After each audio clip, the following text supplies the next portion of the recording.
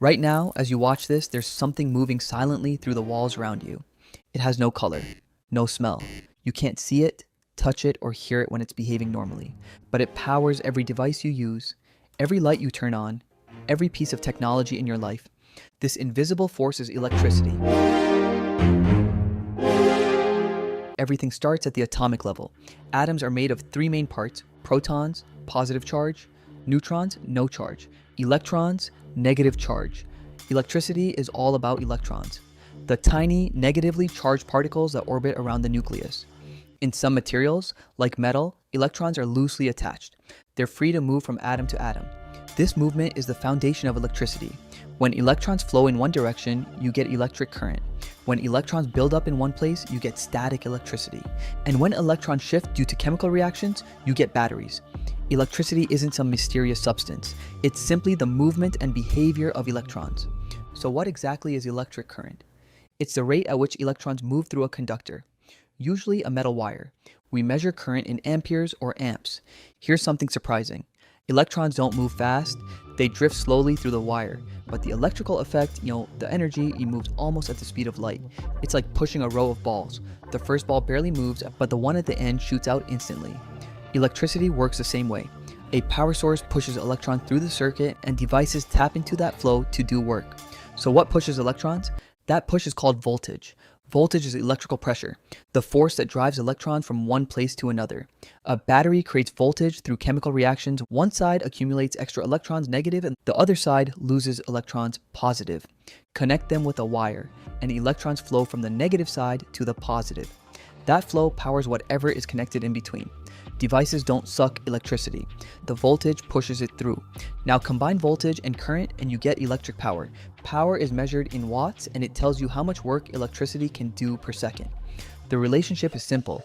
Power equals voltage times current. High voltage plus high current equals lots of power. Low voltage plus low current equals little power.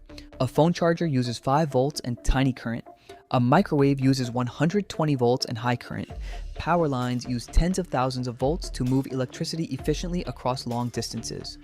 Wattage isn't just a number on your light bulb. It's how much electrical energy your device uses.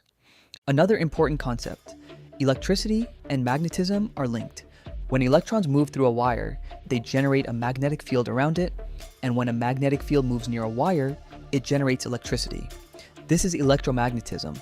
The reason transformers, motors, and generators exist, it's not two separate forces, it's one combined phenomenon: electromagnetic force. This relationship powers the entire modern world. Let's look at how electricity is generated. Most power plants, coal, gas, nuclear, hydro, wind, all use the same basic mechanism. A turbine spins a generator. Inside the generator, magnets rotate near coils of wire. The changing magnetic field induces electron movement. That movement becomes electric current. Power plants differ only in what spins the turbine's steam: coal, gas, nuclear; falling water, hydroelectric; wind farms, steam from heat in earth, geothermal; ocean tides, tidal power. The core process is always the same: mechanical motion, magnetic field change, electricity. There's one major exception: solar power. Solar panels convert light directly into electricity. Photons from sunlight hit electrons in silicon cells and knock them loose. The freed electrons are guided into a circuit, creating current. That's the photovoltaic effect. Solar panels produce direct current, DC, which gets converted into alternating current, AC, for homes and power grids. This brings us to the two types of electrical current. Direct current, DC, electrons flow in one direction only, used in batteries, phones, laptops, solar panels. 2. Alternating current, AC. Electrons don't move forward and backward. They vibrate rapidly, changing direction many times per second. Why use AC? Because AC is easier to transform into high or low voltages, making long-distance transmission incredibly efficient. That's why power outlets use AC. It's the most practical way to move electricity across a country. The world uses DC for small electronics and AC for big power. Now let's zoom into something fundamental: circuits. A circuit is a complete loop that electrons can travel through. If the loop is broken, a switch turned off, a wire unplugged, or a fuse blown, electrons stop flowing. Every device modifies the flow of electrons. Light bulbs resist the flow and glow. Motors convert electrical energy into motion. Heaters convert it into heat. Electronics manipulate it using microchips. Electricity doesn't get used up. its energy gets converted into other forms. The electrons keep moving, just with less energy than before. But what happens when there's too much current? Wires can overheat, devices can get damaged, fire becomes a risk. That's why circuits have fuses and breakers. They automatically cut the flow if current exceeds safe levels. Electricity must be controlled. Otherwise, the same force that powers your home can be dangerous.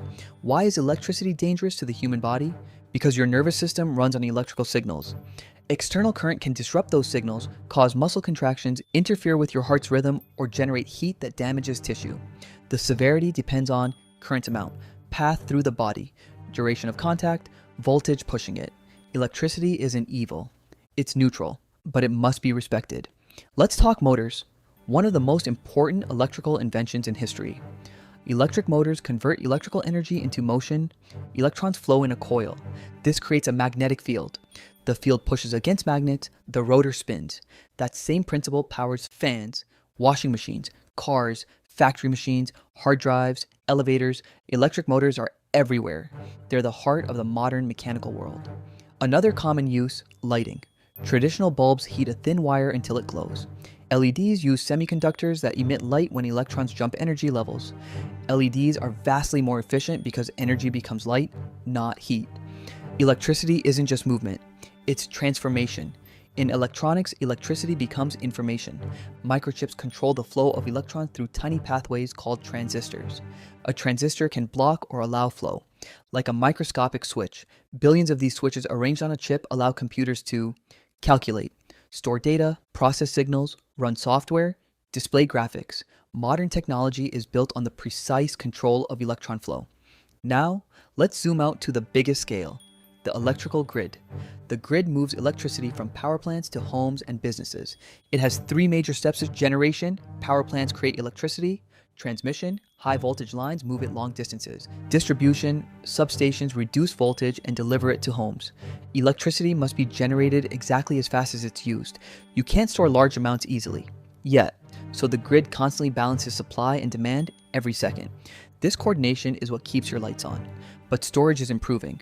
Modern batteries store electrical energy using chemical reactions. Lithium ions move between electrodes, carrying charge. Energy storage is crucial for renewable energy. Because wind and sunlight aren't constant, batteries help stabilize the grid. Electricity plus storage equals the future of energy. Nature also creates electricity. Lightning is a massive discharge of static electricity. Inside clouds, ice particles rub together, separating charges. The bottom of the cloud becomes negatively charged, the ground becomes positively charged. When the voltage becomes high enough, air breaks down and a bolt of electricity equalizes the charges. Lightning is electricity released on a massive scale. The same process as static shock, but millions of times stronger. So, what is electricity, really? It's the behavior of electrons. It's current, electrons moving. It's voltage, pressure pushing electrons. It's power, energy converted into work. It's magnetism, linked to every electric flow. It's the force that spins turbines, runs computers, lights cities, and powers civilization.